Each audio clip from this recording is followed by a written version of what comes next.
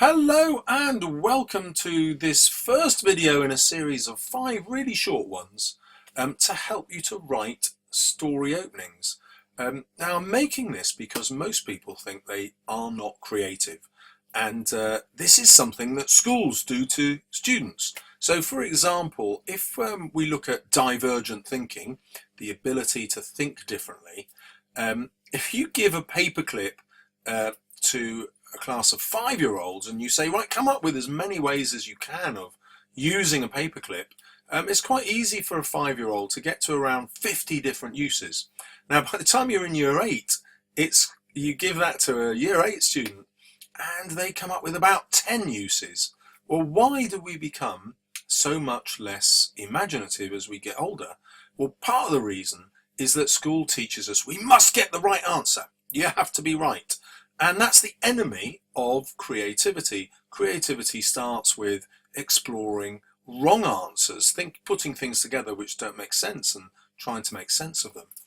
So you need to free up your mind. So here is our first activity to do that. There's a picture.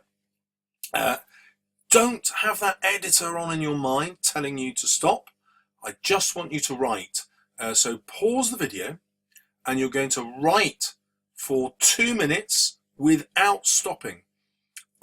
It's really important not to stop because writing is thinking.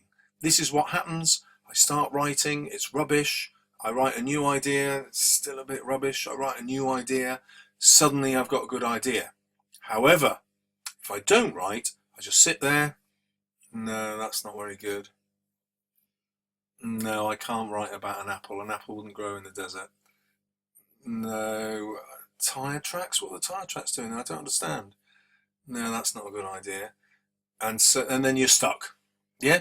But once you start writing, nothing is wrong and you can change it as you go. So, pause the video, start writing. Okay, well, here is our next exercise. You're going to write something where a character wakes up with a terrible change. Doesn't matter what that change is, but it must be terrible to the individual. And it comes from a book, Metamorphoses. As Gregor Samsa awoke one morning from uneasy dreams, he found himself transformed in his bed into a gigantic insect.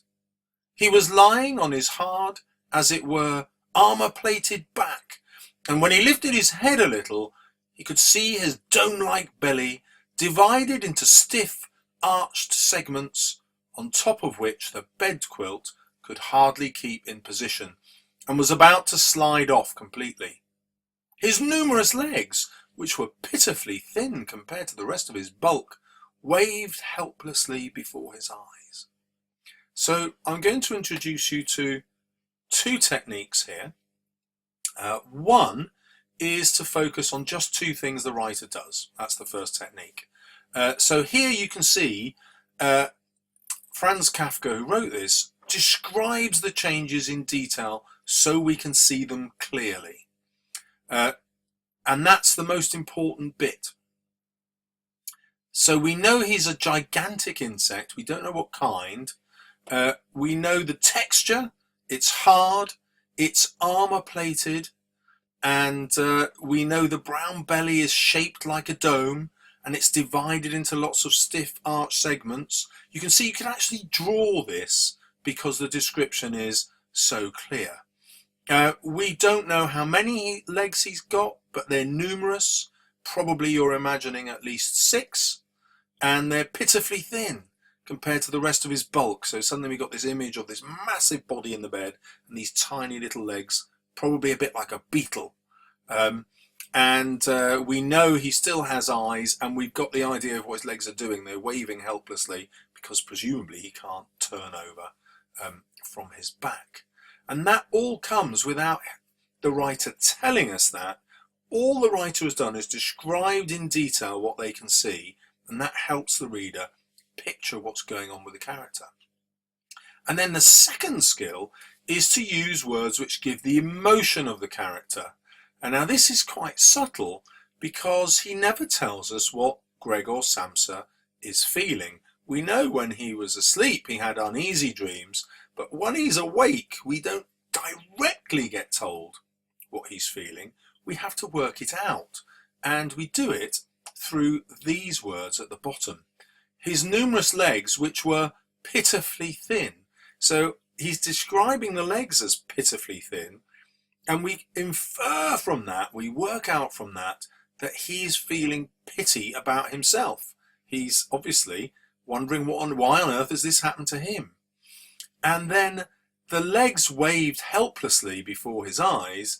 We can also infer, work out, that he is feeling completely helpless. He's unable to not just stop being an insect, he's unable even to get out of bed by the looks of it. So, 2 techniques that you can easily steal. Now, a third technique, which I hotly recommend once you've done this, once you've had a go at writing like that, is to imitate the sentences exactly as they are. So once you build up your confidence, you're going to write about a character that wakes up with a terrible change, but you're going to copy the length of these sentences, and you're going to put the verbs where he's put the verbs, and the nouns where he's put the nouns, the commas exactly where he's put the commas, all the punctuation exactly the same. That is another way you can use the text. It's an advanced technique. But try those and you will get yourself a really interesting beginning. Once you've watched the other 4 videos in this series, you will have 6 different beginnings at least to be able to choose which one to turn into a story. So look out for those. Good luck with your writing, and see you soon on my channel, I hope.